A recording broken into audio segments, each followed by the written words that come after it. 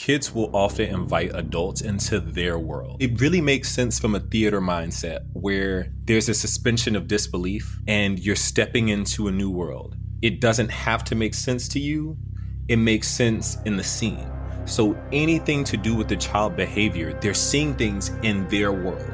So you have to step into their world. You're listening to the Brendon Marotta Show. In this episode, I talked to Gabriel Hannans, a childcare professional who is the author of the book, This is Parenting. In this episode, we talk a lot about childhood play and how Gabriel's using his background in theater and improv to connect with children. We talk about neurodiversity and how to connect with children who maybe see the world a bit differently, and how to enter the child's world and understand what they're thinking and experiencing rather than impose your own experience. A lot of the episodes we do in this show are about what things people are doing wrong with children, but I think this is an episode that'll be really useful to people who are interested in bringing more joy and connection into their child's life. So without further ado, here is Gabriel. What is it that got you interested in working with children, and what's the history there, so to speak? So I always loved working with kids. I have wanted kids since I was a kid. And as I said in my book, as I said in many other places, I've always worked with kids, whether it was kids in my family, kids in the neighborhood, kids that were just around my friends' kids, whatever. I was working with kids. And so what turned me into the place where I was as a registered behavioral technician, which is that's the term. Okay. I was actually homeless at the time and I needed a job.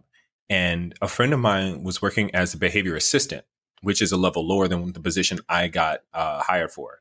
And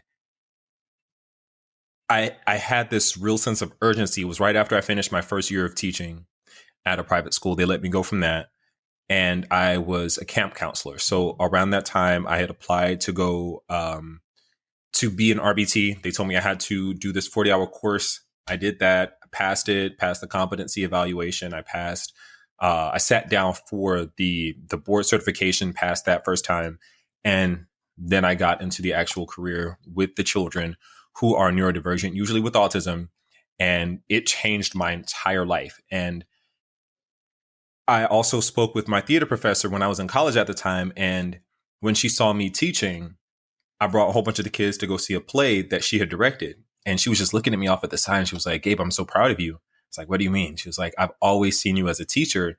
You're really great at education. You should really do that. You're getting older in age now. You need a career. Just go for education." I did. And it's honestly been the best decision because before I was going to school for biomedical sciences. But then I changed it to exceptional student education. So that's kind of how I got into it. That's wild. So I've not heard this as a part of your brother. You went from homeless to child education, and it sounds like for you that was really transformative in your life. And I just want to know more about that story. Like how is it that you? Because for most people, I don't think most people can imagine a shift that big, or was it a shift that big? Was it something that felt normal to you? What was that like? It felt right. Like it matched. Everything made sense. When I got my first client, he was a nonverbal child with autism. And although I hadn't seen a lot of the behaviors like headbanging, other self-injurious behaviors, as soon as he saw me and I saw him and I started to actually pair with him, I started to see how his mind worked. And it took nothing for us to communicate on his level. And it just made sense. And so I did that for a number of years. And it works. I was like, every person who's worked with me has always raved about how good I am with their child, to the point where I got another job as an RBT and I was hired on the spot. The person had never met me before, did not know, only knew about me from what other RBTs and behavior analysts said. They're like, "Oh, this is Gabe." So when I applied, they were like, "I know you, you're Gabe. I'm going to hire you just off of what I've heard about you alone." And so it was a natural, it was like I fell into my raison d'etre, like my whole reason to be. Like that was this. There's another synchronicity there too, which is I have a big interest in autism and neurodiversity. and the idea that people who are neurologically different in some way are not necessarily bad or defective, but just different, and they have different ways of communicating different needs. So I would be curious what your perspective on that has been working with autistic kids. It hasn't been a challenge. It's been different. And different only in the sense that the only real variable is the way people communicate. Every living being is communicating through behavior, verbally, nonverbal, whatever. They're communicating. They're trying to communicate and make sense of the world. And so my job has always been to bridge that gap of understanding. And I'm sorry, I just got a phone call. Is to bridge that gap of communication and allow them to express themselves. That's really been it. So it's not too different from dealing with neurotypical kids. It's just the level of patience that you have and the amount of relationship building that you build with that child to understand how they're receiving information, how they're perceiving the world, and how they're trying to give that information. That's a great explanation of it. And I think it ties into the larger challenge people have around parenting, which is trying to figure out how to communicate with their kids, because kids and adults do communicate differently. And I'm curious what you see as the difference between those types of communication. In other words, if I want to understand a child and a child's world, what's the way to understand them and communicate with them? It looks like, actually, I can say it like this. Kids will often invite adults into their world.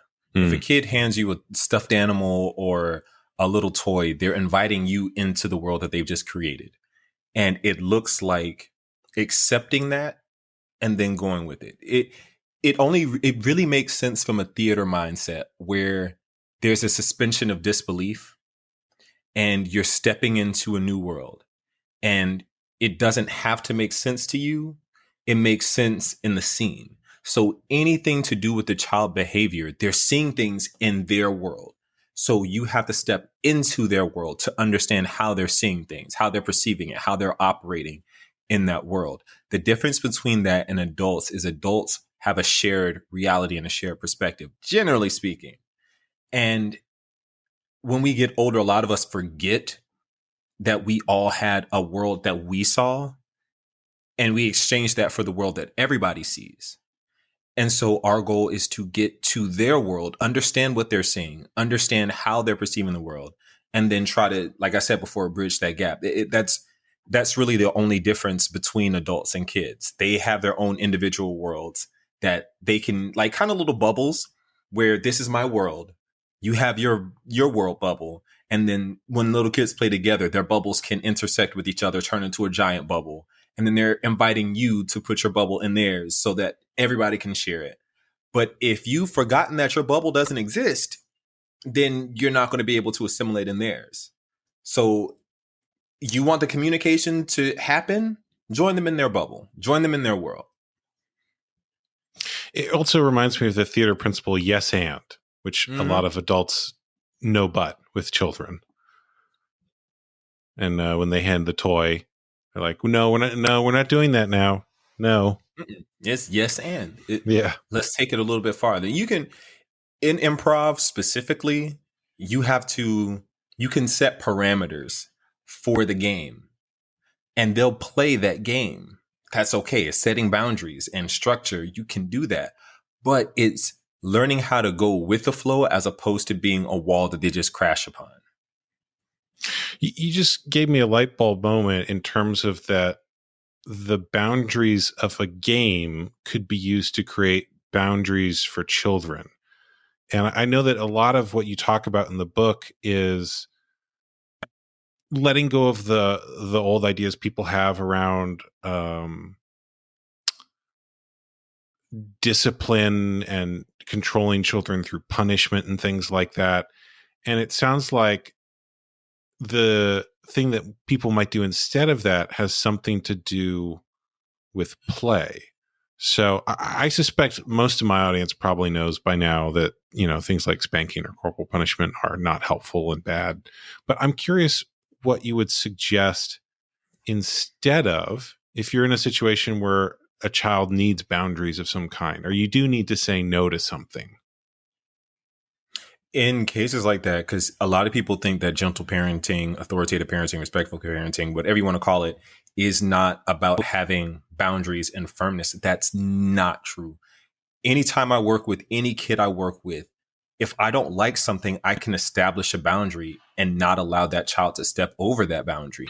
And if they do, they receive a consequence. And that it's just getting people to understand it doesn't have to be violent.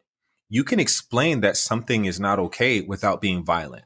You can give a consequence for a child's behavior without it being violent or yelling or lashing out. It can be something as simple as, hey, what you're doing is unacceptable. I don't like that. So we're going to do something different. What are some other things that we can do when this is what's happening? You're frustrated right now. You want to have a meltdown. I understand. What did we talk about before? Let's practice the skills that we've been doing. It's teaching them how to control themselves. It's teaching them how to interact with other people. It's just doing it in a way that's not violent. And that's not a hard concept. It shouldn't be a hard concept for a lot of people to understand. But I believe that a lot of people are still dealing with their own triggers, their own unpacked, unprocessed trauma that still allows them to act the way they do. Or if they hear it, they react the way their parents would. And it's like, well, no, let's take a step back. Let's just rethink everything. How did it make you feel when you were a kid? Did it work for you when you were a kid? Don't base it on what result that your parents got. How did you feel? Did you respond this way because you were spanked, or did you respond this way because you eventually got a skill and then you learned how to master that skill in spite of being hit? One of the things I didn't realize about parenting until I became a parent is how much time is spent on play. Because when I read books about parenting, they're kind of about the big, questions of parenting of like, will you do a home birth or a hospital, a homeschool or public school, all of these sort of questions. But I found that 90% of my time is just hanging out with my son and we're just doing stuff. And one of the things that I've really wanted but haven't found is a book just about play, because that does seem to be the primary activity of children. And so there's a lot of stuff out there about, how to discipline kids and teach them and all these things. But I'm curious what you would say if a parent asked you, how do you play with children? Or how is it that you engage in play? Or what does that mean? Like, why is play the primary activity of children? Like, why does that seem, if it was, the focus was not on all these other parenting questions, but just on play, what would you advise? It kind of goes back into what I was saying before. They have their own mind, and there's two aspects of this, right? Kids are designed to gain information and skills. And a lot of the way that you can teach your child in a way that they are engaged, they're creating is one of the highest forms of skill acquisition. And so if you're engaging them in fun, active activities, lessons, they're going to get it so quick. They're going to understand how these concepts interact with another concept, and they can build upon that. And so if you want to play with your kid, it first looks like having a relationship with them to where when they invite you into something, one, they want to invite you, two, they do invite you, and three, they can trust that you can play the game and they can learn something out of it, because they're learning social and emotional skills. They're learning whatever skill that the game involves. If they're playing basketball, they're learning how to shoot. They're learning how to dribble. They're learning hand-eye coordination, gross and fine motor control skills, and everything on top of that. But it looks like finding things that they could be interested in and then joining them in that. It's really that easy. But it can only happen if you're pairing with your child. And pairing means you're building a relationship. Just because they came out of you, just because they can act somewhat like you, doesn't mean that they're going to enjoy everything that you do. My dad loves basketball. I am not a fan of basketball. I'm 6'8", do not like basketball. I like baseball like both of my parents, and I like football like both of my parents. But if you ask me to play, I'm not going to do it. So it's finding things. And my dad said, hey, I want to play football with you. Yes, 100%. Let's go play. Baseball. Yes, I would love to play catch with you. Let's go do it. But that's because that's what I like. Don't force your thing on them. Let them invite you into something. And it can be as small as the tea party. If your kids want to do a tea party, play a tea party with them. If your daughter wants to paint your nails, let your daughter paint your nails. If your son wants to bake cookies for you, let them bake. Enjoy what they're doing. Play with them, and then teach them skills as they go along. Perfectly fine. Just reinforce what they're doing. Reinforce how well they're learning, how well they're playing. And it's that simple. You can even come up with games. Like y'all can just invent games together that teach a specific skill. Who can build something out of Legos the fastest? Who can make a bridge out of these little materials, marshmallows and spaghetti straws? There's so many different things that you can do where you can invite them or they can invite you. It's just knowing that they want to do an activity and you can do the activity together. So I'm going to be a little bit selfish with this interview and get some parenting coaching from you, if that's okay. So I do that with my son very often. He is almost 2, not quite there yet. We'll be in 2 months. And one of the things that I'm trying to figure out is if there's, because we do all sorts of fun stuff together, but I'm trying to figure out if there's a way that I could teach him something useful in the midst of that, or there's sort of a part of me that feels like I should be building him up in some way or helping, teaching him something useful. But at the same time, he's very little. And so, recently I threw a ball towards him and he caught it midair for the first time ever. And that to me was the most exciting thing ever because he hadn't done that before. It's totally new. But I'm trying to figure out, is there a way that I could add some, useful benefit, or is at that age, is it okay just to run around and, have fun? You can do that. You can also, I started reading at 2. My mom would sit me down, and one of my earliest memories was reading this book called Tuggy, and it was about a little puppy. I was 2. You can absolutely start teaching your child how to read at that. And I encourage it. A lot of people say, oh, you should wait until they're like 6. I say start teaching these kids as soon as they can. As soon as they can start recognizing certain letters, certain symbols, you can start teaching them to read. And that's going to set them up for success. I cannot emphasize this enough. Teach your children to read as early as you can. You don't have to force it. It can turn into a game. If you're tossing your ball to your son, you could say, ah, ah, ah. And then if he says the sound, toss the ball. That's reinforcing him reproducing that sound. And it's also reinforcing him catching a ball. That's fine and gross motor control. Or you can identify a photo of the letter A and say, ah, ah, ah. If he does it right, toss the ball again. There's so many different ways to teach that skill. For ABA, Applied Behavioral Analysis, which is what I did when I was in RBT, it's pretty scandalous, but here's the basis of it. Giving a reinforcer for any behavior increases that behavior's likelihood of manifestation. So if, like I said before, if you were to try to teach your son how to read certain words, I'm not saying this is how you do it, but I'm just saying this is the principle. You can show a word, at.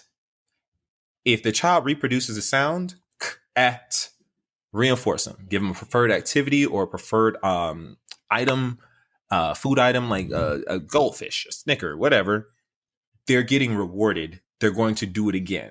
They're going to say, okay, I'm associating good with repeating these sounds.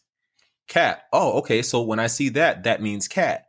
They're learning how to read. They're learning a very important skill. It's really just like that. And they have so many programs now, like My Baby Can Read. You can teach a kid skills that they need at a very early age. They are designed to get those skills at that age. So if I'm hearing that right, you teach the skills in the form of a game and reinforce anytime they build that skill. So anytime they do it well, just like any game, there's a reward. There's something given in response to that. Exactly. That's why people play video games. I mean, I'm a gamer as well. If I'm playing a video game and my skill is going to increase as I continue to play. When I first started playing Kingdom Hearts, I couldn't beat Riku in Hollow Bastion. Then 10 years later, I played it again and I beat him the first time. I developed a skill. And so the same thing occurs with children. As you play, you're gaining a skill. As you get better at, like, there's this whole thing in gentle parenting now about allowing kids to do risky activities. Like, a lot of parents are like, get down from there before you fall and hurt yourself. Well, gentle parenting, a lot of parents are saying, no, let that kid do that, because what that does is that increases their skill making. Either you're going to fall and hurt yourself, or you're going to do it better next time. Reinforce when they do it better.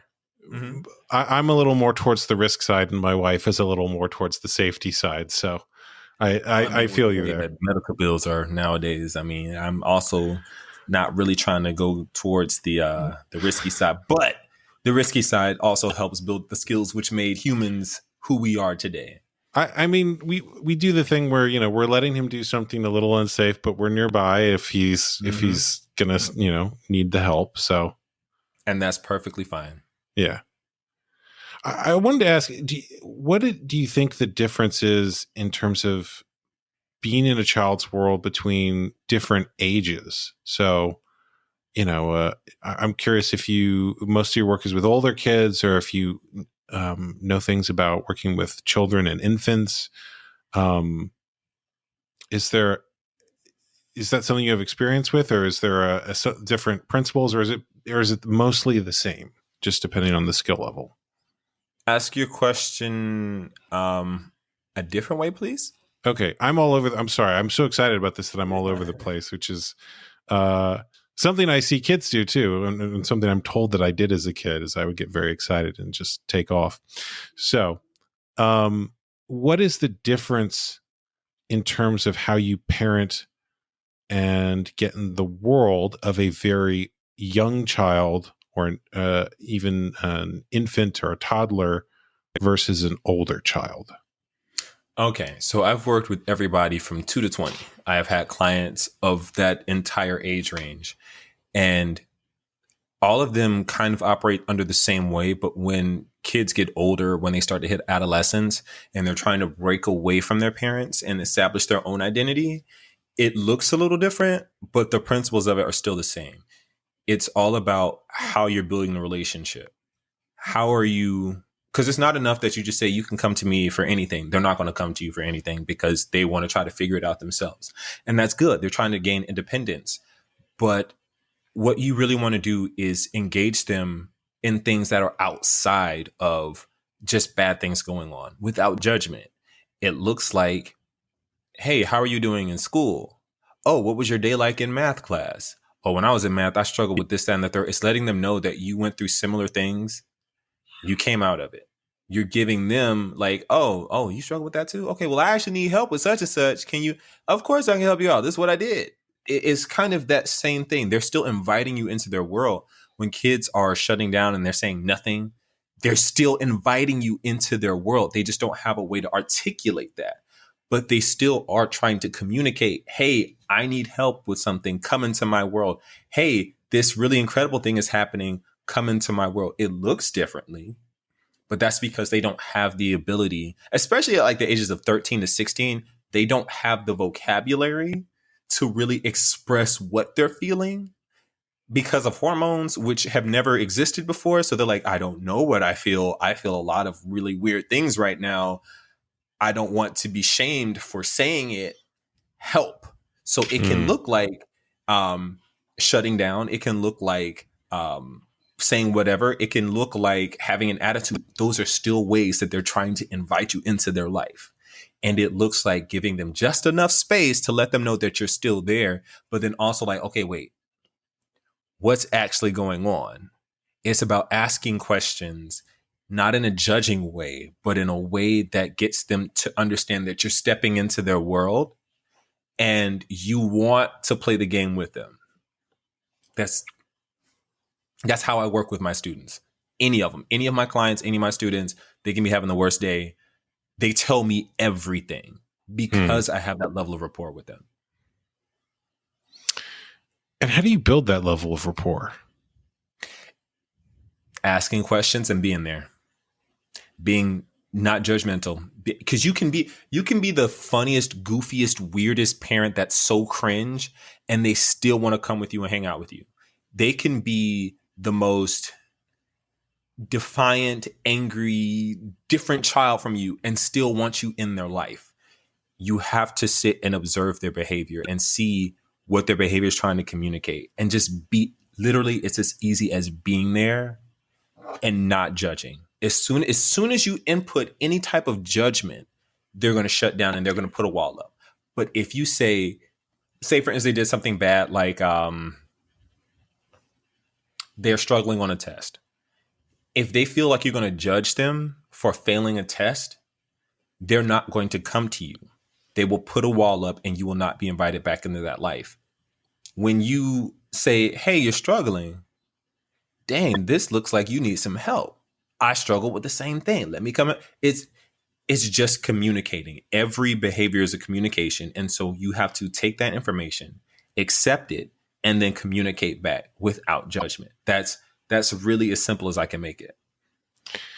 And how do we let go of that judgment? Because I know that that's something that comes up for me sometimes. My son is young enough that I don't really have it at this age, but I'm also aware that there is a possibility of judgment within me and that it comes up in my adult relationships more often. So how do we let go of that judgment? Recognize, and we say this all the time, and it's so cliche, everybody makes mistakes. But we have to actually unpack what that means. Every human will make a mistake. Kids are no different. In fact, it's worse because they've never been on this planet before. They don't know the things they don't know. So judging them for making poor choices because you wouldn't make it doesn't really help them. Judgment does not help anybody, right?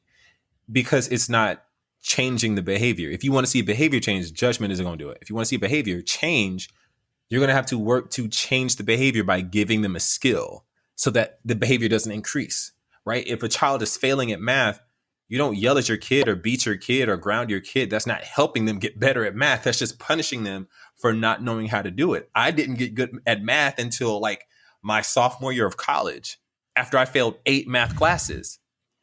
Excuse me. It wasn't until I had a teacher who said, you can't study math, you don't understand how to study it, showed me how to study it, that I started passing my math classes. I was given the skill necessary to do it. So you can't judge a child who literally doesn't know or hasn't had enough practice to master the skill to know not to make that same mistake again. The next part is practicing. You can't tell somebody something once and think they're going to get it. Seldom does that happen. You have a trainer at your job who sits and watches you do something and corrects you when you do it wrong again and again until you master it before they let you go off and do it on your own. The same thing applies to a child. We have to look at skills in terms of mastery. Doesn't matter how many times you've explained it. If they don't master it, you've done nothing. So don't judge. Recognize that they're children. They're learning. You made mistakes. Your parents made mistakes. Mistakes go all the way back to the first humans. That's okay. They can learn. Give them the tools necessary to learn. So we enter the child's world, understand what's going on with them, look at it without judgment, and then figure out what the missing skill is that they need, and then work on that, having patience with however long it takes them to learn that skill. Is that a good understanding of the process? Absolutely. Anytime we look at gentle parenting or authoritative parenting is literally high expectation and high responsiveness. The expectation is up here. You're going to pass this class, but I'm going to help you get up there. Authoritarian parenting is pass the class. I ain't going to help you. You're going to figure it out on your own. Yeah. Or you have permissive where it's like, I'm going to help you, not necessarily pass your class. Just you tried, that's good enough. No. I want you to pass this class and I'm going to help you get there. That's what authoritative parenting is. That's gentle parenting. I really love that frame of authoritative parenting because I've been previously familiar with the labels of peaceful parenting, And I think a lot of people misunderstand peaceful parenting as permissive parenting. In other words, they connected the abusive behavior with the standards and thought, well, we've got to get rid of this abusive behavior and drop the standards in the process. And it sounds like the term that you've created, or actually, did you create the term authoritative parenting? I hadn't heard it before you. Okay, maybe I just need to read more books, apparently. Not that there's enough behind me. But where does that term come from, actually? Just the term that they've been using for a long time. Okay. It's not unlike authoritarian or permissive or neglectful. They are all terms that have been used as far back as I know. All right. And it all just talks about the same thing. I'm surprised. I've only heard the peaceful parenting language, which I guess is, I don't know. Maybe we have a lot of different terms for it. Yeah. A lot of people get hung up. A lot of people confuse authoritarian and authoritative. Yeah. And think they're the same thing. It's I'd say it's the biggest problem in the gentle parenting community. It's the concept of these words are triggering to people or misunderstood. Yeah, I could see how authoritative would be triggering to someone who has issues with authority. But I also want people to understand that that's good because that opens up conversation. Right. So when people say gentle parenting made my siblings to be a-holes, okay, well, what's gentle parenting? Right. That's the next question I always ask. Because when you tell me what you think gentle parenting is, then I can correct you and say, well, actually it's this. When they say what authoritative parenting is, I say, well, actually it's this. And so I'm able to provide them a better, accurate understanding of it. And then I got you. Because as soon as you hear, you're like, that makes sense. I got you at that point. You're going to change. So authoritative parenting, high standards, but also, what was the phrase? Responsiveness? Yeah. Which I guess is also the opposite of reactiveness or reactivity, that you're taking ownership of it in addition to, like if I want you to have this high standard, I will take ownership of ensuring that you have the support you need to get there. Right. And I'm curious in that you don't want to react to behavior. You want to respond to it. Right. And in that frame, how is it you determine what the standard should be? That's really up to the parent, but you generally want to have something that's going to allow them to assimilate into a society. Not assimilate as in be like a follower sheep, but they're going to interact with other people. What skills do they need to have to interact with other people? Okay, they're going to need to learn how to set boundaries. Okay, so you're going to have to teach them how to set boundaries. They're going to have to know how to effectively communicate. You're going to have to teach your kid how to effectively communicate. They're going to have empathy. We're going to have to teach them how to have empathy. Whatever skills that you think is going to make them successful in life to fit in a society where they're a functioning member of society, those are the skills that you need to have.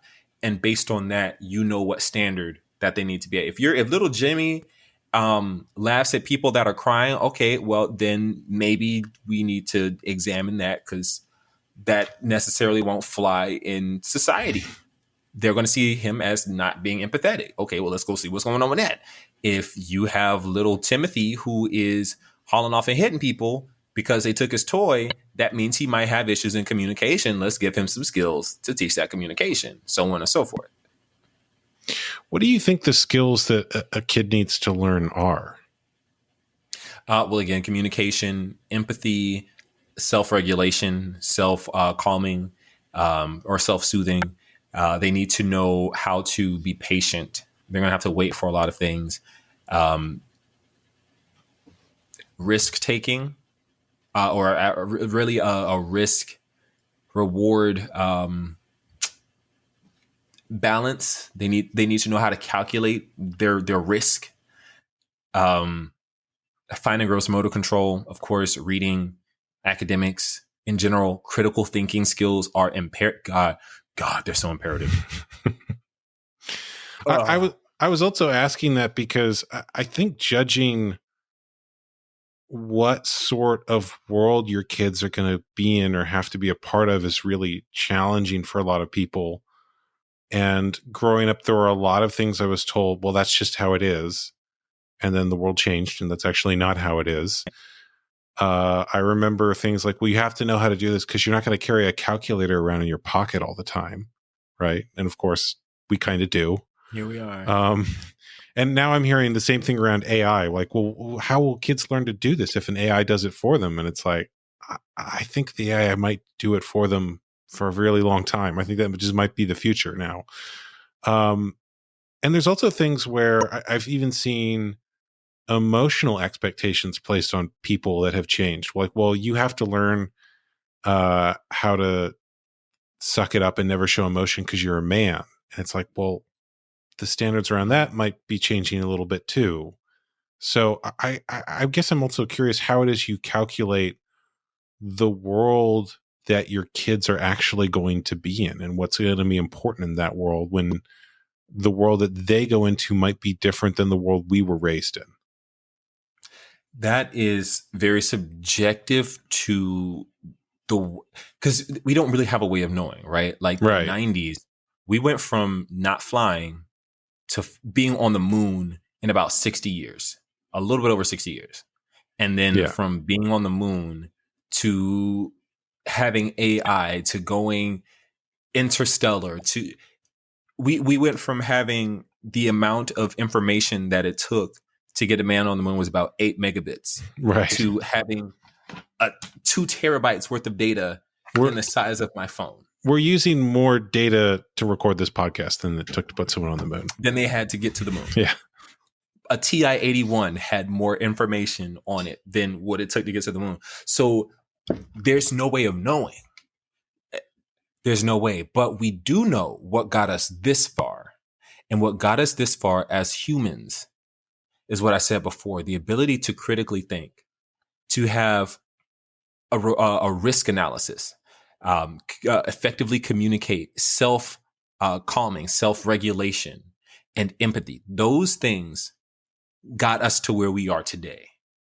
Having those skills, if everything shut down in the world and we went back to primitive life, those 5 skills could get us back to where we are currently. That's a really great frame. Those are sort of eternal skills too. They're going to be useful in every situation because in every situation you're dealing with other people and you're dealing with yourself. Absolutely.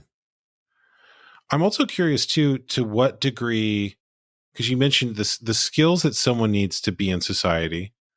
And I suspect many of our audience have noticed that society is a little bit dysfunctional and not everything is as it should be. So to what degree do you teach them to conform to the world or to work within the world? And to what degree do you teach them to change the world and to actually push back against the social standards around them? And go ahead. That's a great question because I think that's what's happening now. From the millennials on, kids, first off, they're the ones who set the trends. They're the ones who, if you see a great world-changing event, it started with kids. I mean, you look at the civil rights movement, people think it was just the adults. No, the kids were the ones who were spearheading everything. The Occupy movements, those were young adults. What happened after Parkland, you had kids spearheading that, which is actually a shame. Kids should not have to be lobbying about their life, but that's a conversation for another day. Kids are the ones who they're setting the tone and the precedence for everything. They're ready.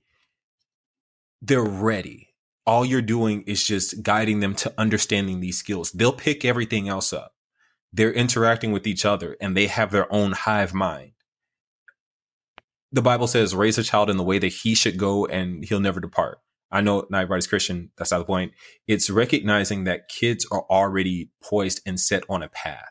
All you're doing is giving them the tools for their journey so that they can use them on the journey there. So you don't have to nitpick every little thing. They're going to get it. The brain doesn't stop developing until 25. They're going to get it. Just give them the tools to get there and then watch them keep going. It's a lot of my parents that I work with, they are under this mindset that they have to helicopter parent or they're failing at something. I'm like, no, just vibe. They're going to get there. Just give them a chance. They're going to get there.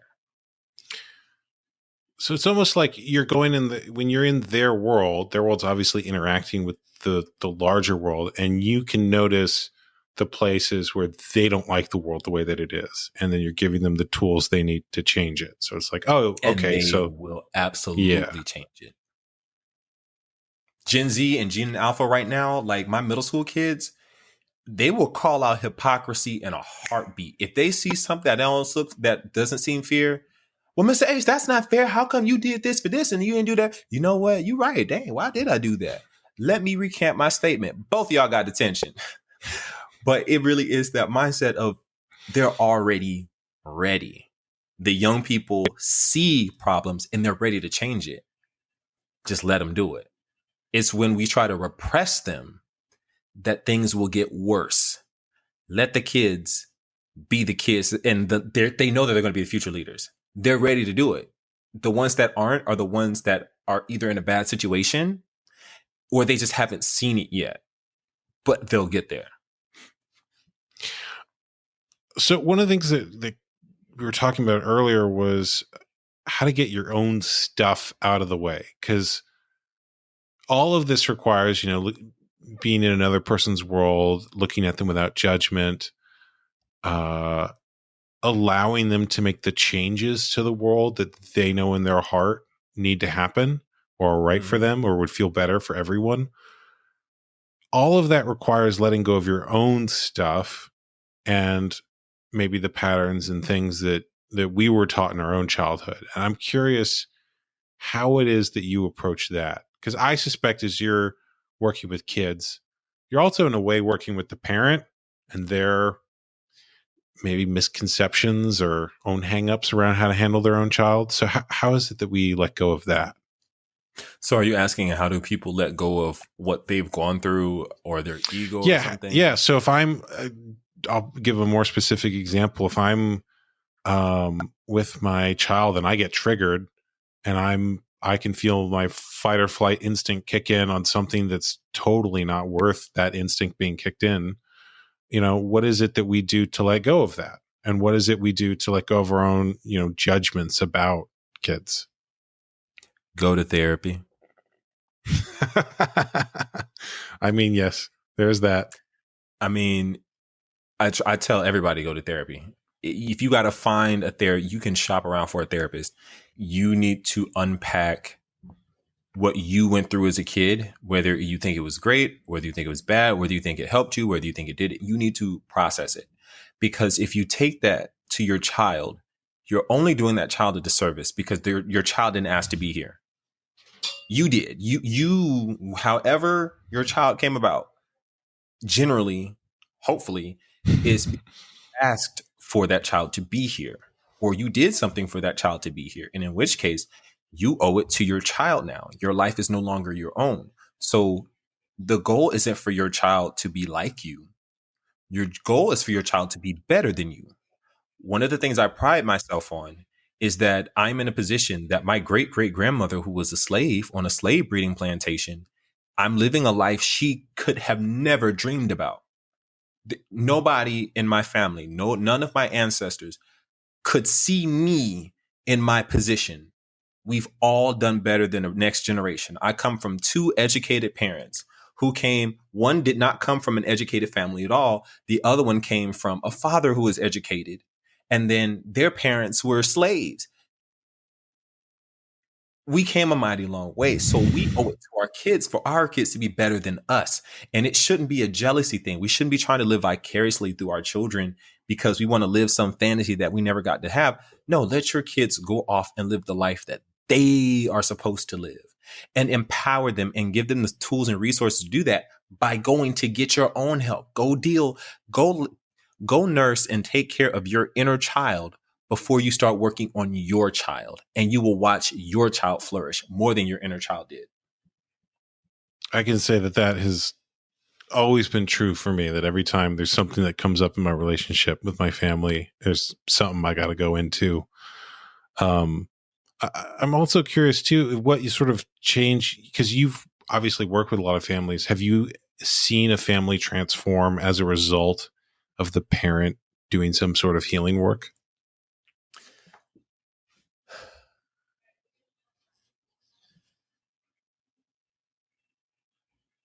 I would say my mom, Mm.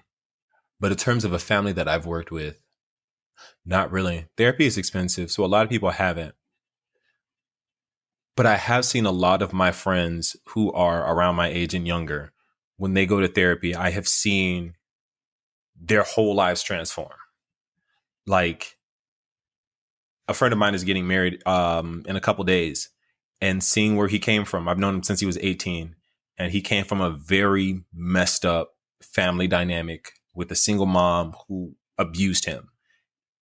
And now he's completely transformed and doing better than all of his other siblings, in a better position than all of his other siblings, because he got therapy. He went to get help, got the help, and he's where he is now. I have another friend, same situation, abused his entire life and is about to graduate with his master's, first person of his family, not only to go to college, but get higher education and continuing education, and is on track to go for a doctorate.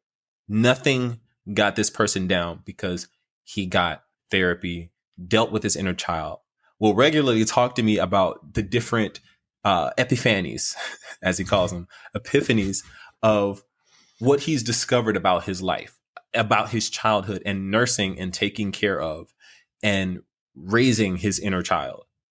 It changes you when you start to do that. It happened in my own life, and it's never like a thing that ever ends, but it's something that as you continue to nurture it, kind of like a plant, you start to see it grow again, and it changes the environment. So I haven't seen it in the parents that I've worked with, but I've seen it in other people's lives. I've experienced it in my own life as well. You also mentioned your mom changing in some way. If it's okay, if not too personal, me asking, I'm curious what happened there, because I know in my own family, I've seen my parents grow and change in ways that I would not have expected them to.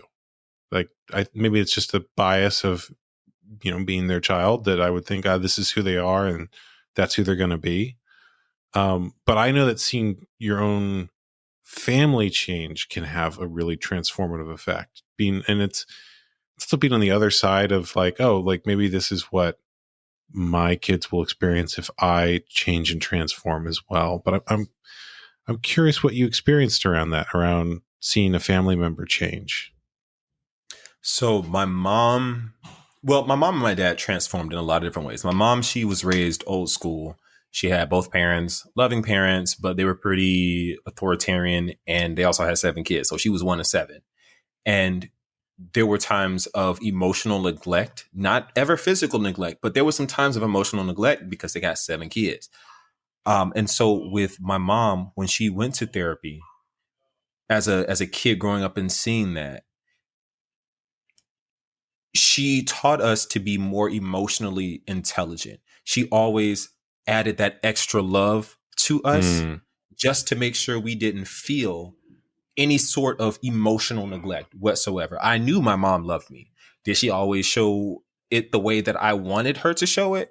Not necessarily, but there was never a doubt in my mind that my mom didn't love me. She always did. My dad, a little different. He raised me with a firm hand because he never had that when he was a kid. His dad was abusive and neglectful. And so with him, it was, I want to raise my son to be, I want to be the father that I wish I had when I was a kid. And so he was that for, in a way, he was. But even in that, he still wasn't the dad that I needed.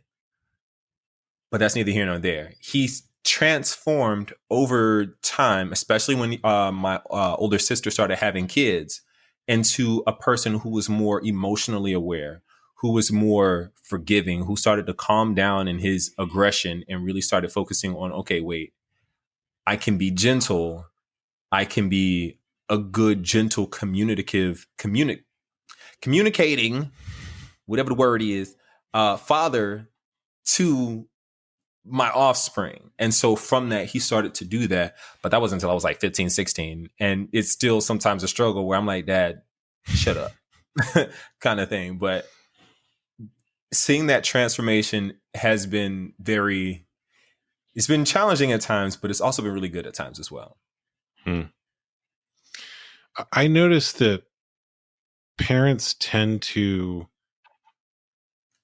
at least on sometimes consciously, sometimes unconsciously, try to give their kids what they didn't get. And there's often an overcorrection in the process. So people who had really authoritarian parenting become permissive parents. Mm-hmm. People who were neglected get helicopter parenting for their own kids.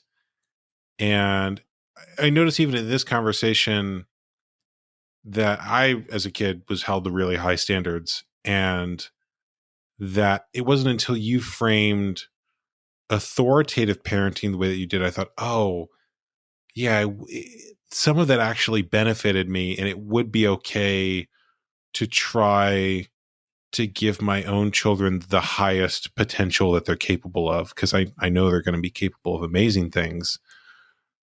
And the difference there was that I had a standard where it was like, you need to do this because that's what we expect of you, versus I know you can do this and I will help you get there. Although there was a lot of help. So maybe, I don't know. There's unpacking that would be, I'll save that for my own therapy. But I'm curious,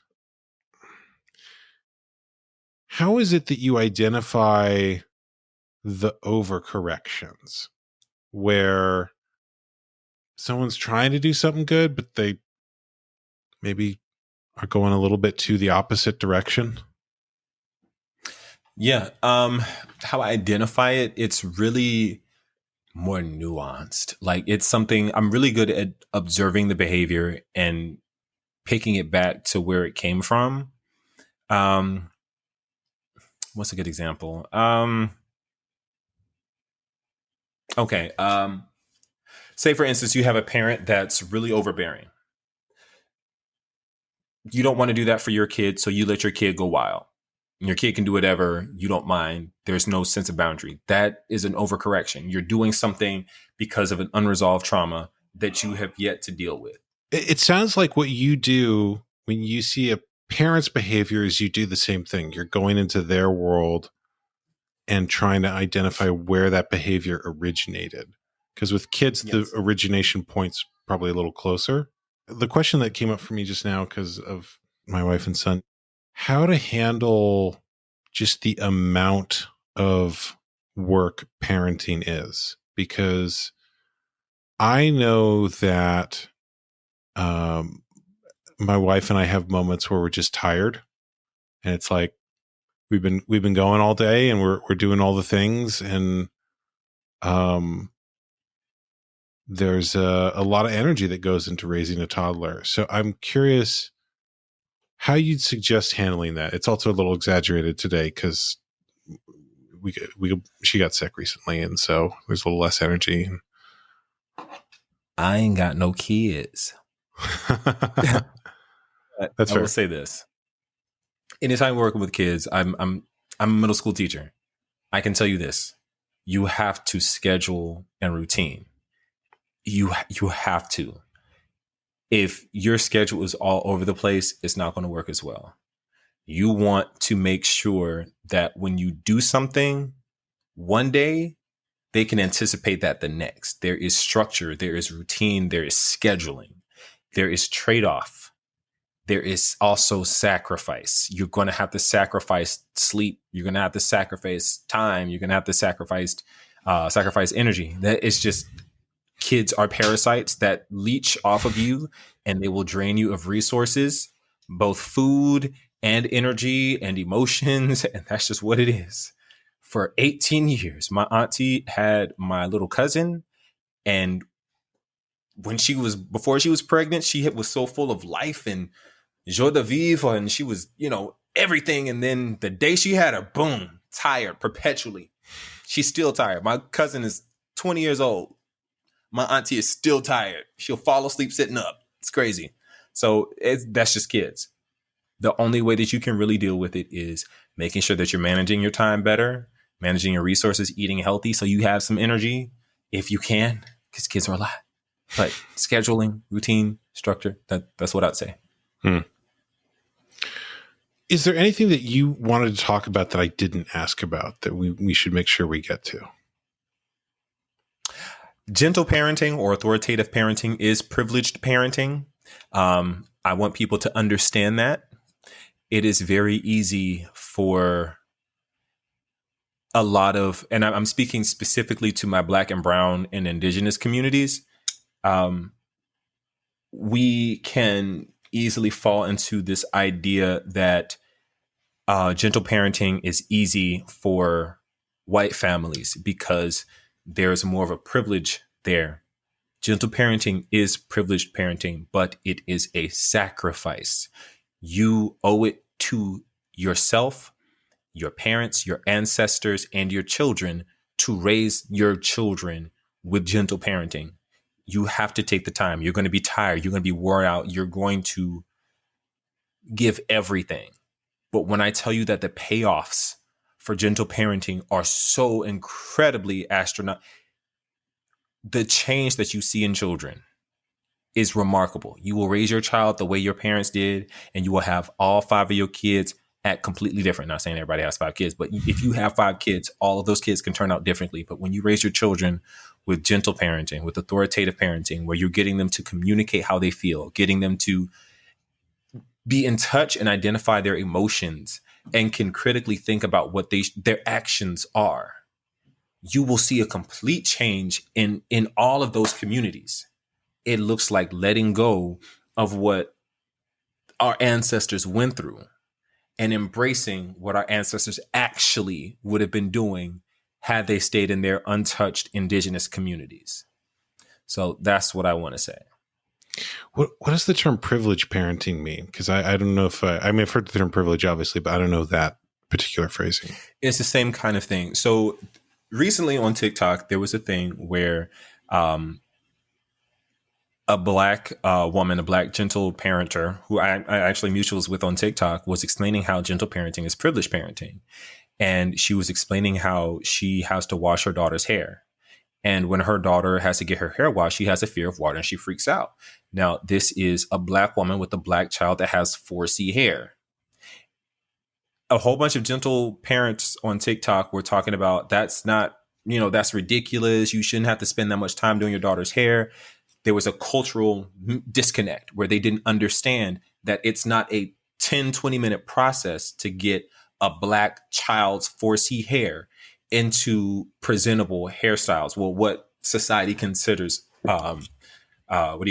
presentable. Black people, when they get their hair, my hair takes 7 hours if I do it myself. Outside of that, it takes 2 hours to get my hair done. And I don't just wash it once, I wash it numerous times. And so the concept of I can just do this, that's a privilege.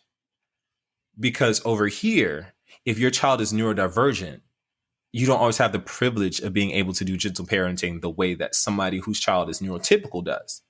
It's completely different. Because I've had a kid who had seizures and would lash out and be violent because of those seizures. What do you say to somebody like that? There has to be that level of empathy. Gentle parenting is privileged. There are privileges that come with gentle parenting a neurotypical child. There's a privilege that comes with gentle parenting an affluent child or a Caucasian child in an affluent area. The converse isn't true. It's harder for a lot of people who are people of color or in poverty or disabled to raise a child with gentle parenting. And we in the gentle parenting community have to understand and accept that, and then develop tools and skills for people who are in those communities to better raise their children. Got it. So the idea is that it's very easy to be a gentle parent when all the cards are stacked in your favor. And when maybe some things are not in your favor, or you're playing at a disadvantage, or your child has some unique needs, that's when it becomes a little more challenging. Right, because you're not going to be a single mom with 3 kids, working a full-time job, coming home, and your kids are running around acting like they ain't got no sense, got bad grades, acting up in school. You have to take time out of your schedule to go deal with the fact that, your child is up here acting in school like he ain't got no sense and failing at the same time. You're missing work. They get suspended. You have to miss work to stay home with them kids, or you have to leave them home alone, and they can get into even more stuff. So it's not always, oh, cut and paste, black and white. No, there's a whole nuance to it. It's hard work. It's harder work. It's almost impossible work, but it has to be done, and it's not impossible. There just has to be skills and tools and concepts that are tweaked a little bit for each situation. How would you apply that tweaking, or how is it that you know, okay, in my situation, I need something different? So the principles of behavior modification and skill acquisition are pretty much synonymous across the board for behavior in general. So whether you're a dog, whether you're a goldfish or a human, they're all generally the same. And so what that looks like is reward or operant conditioning. Honestly, it's just conditioning a child into recognizing that there's a skill or behavior that is associated with something good. So the principle, once you have the principle down and you understand that it can be applied anywhere. If my child is struggling with, I don't know, pick something, talking in class, like me, I talked a lot in class. Okay, they're talking a lot in class. Why don't I reward them every time they're quiet? One of the things I did for my students this semester is I found out that they could only be quiet for about a good 2 minutes max. So I set it to about 1 minute and 30 seconds. And for every 1 minute and 30 seconds, I walked around and I gave each kid an M&M or a Skittle. I slowly increased it by increments until it got to the point where they were being quiet by themselves for up to 3 minutes before they would start to get restless and start moving around. That's because they were conditioned. And then I slowly pushed it up to where they could, last a little bit longer and longer and longer. That's not out of the realm of possibility. It's just tweaking it for each kid. Meanwhile, I have one kid in one of the classes who would just randomly yell out when he had some sort of overstimulation. He would just, for no reason, for no reason other than overstimulation. The class got a little bit too loud. He would scream. For things like that, I told him he can go take a walk outside. Completely different strategy, but it still got the same process done. When he needed something, he could do this. It's kind of that simple. So in one case, the reward of talking got replaced with the reward for being quiet. And in the other case, the underlying need was overstimulation. And so he needed to have some understimulation. Mm-hmm. That makes all sense. Behavior is communication. You just got to know what the behavior is communicating. How is it you identified with what the communication behind a behavior is? Because you mentioned you have sort of a unique skill for it, but you got to be observant. You have to listen. You have to watch, look, and listen, and play the game. When I'm working with my dog, he'll communicate different things. And like right now, he's barking, he's whimpering, and I'm not out there, but I know he wants attention because that's how he begs for attention. Okay, I can either give him attention or I can withhold the attention. I can reinforce when he's doing it and he'll keep doing it, or I can choose to not do it and he won't do it as often, or he'll keep doing it. But I know what he wants, and then I can determine at that point what I want to do. So it's really just looking and building a relationship with your kid to understand what they're doing. Anytime I work with a client and they're saying, oh, my kid has been acting like this, one of the first questions I ask is, how long have they been doing it? Okay, what was happening around that time? Oh, that's what happened. Oh, his dad died. Well, baby, that's why he's acting out in school, probably because his dad died. That you should probably put him in grief counseling. That's fine. But that's kind of how we deduce what's going on. That's how I can determine what the behavior is or what the behavior is coming from. So, is there anything else that you want to add before we finish? Anything that you feel like I should have asked? Anything that you want to make sure we talk about? No, just buy my book. Be patient with yourself. Be patient with your kids, and forgive yourself. That's it. I had one last thought, which is it strikes me that a lot of what you're saying also applies to adult relationships. It applies to marriages and friendships and families. Is there a way that applies differently than it does to kids, or is it all the same? It's really all the same. We have to recognize that kids are going to grow up to be adults. We're training little adults. They're not adults yet, so don't try to adultify them.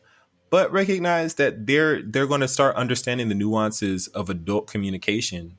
And so let's teach them to normalize it young. And also let's get to the point where we realize that the way society has operated for a long time has been a repression of who we're supposed to be naturally.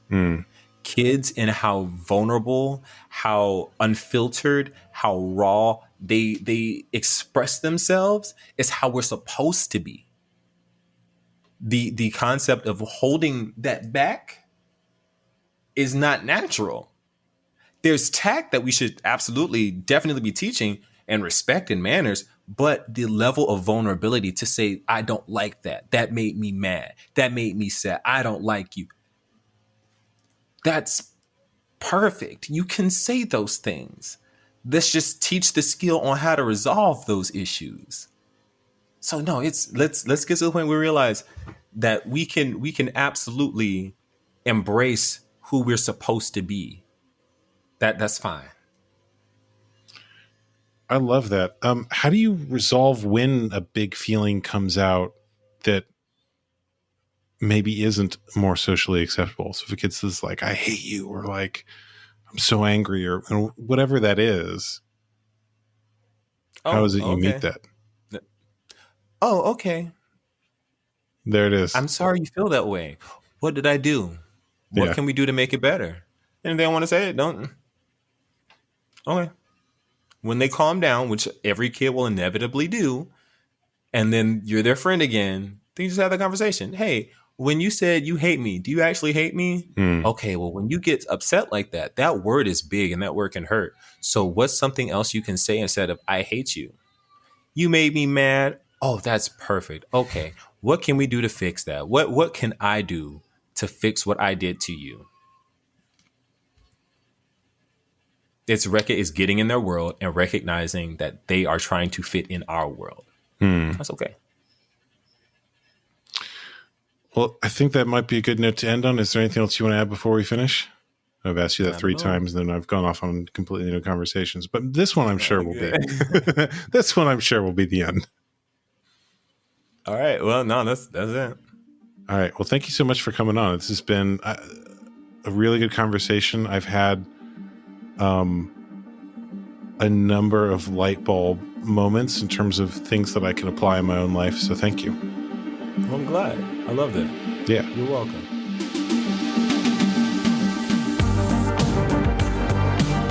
Thank you for listening to the Brendon Marotta Show.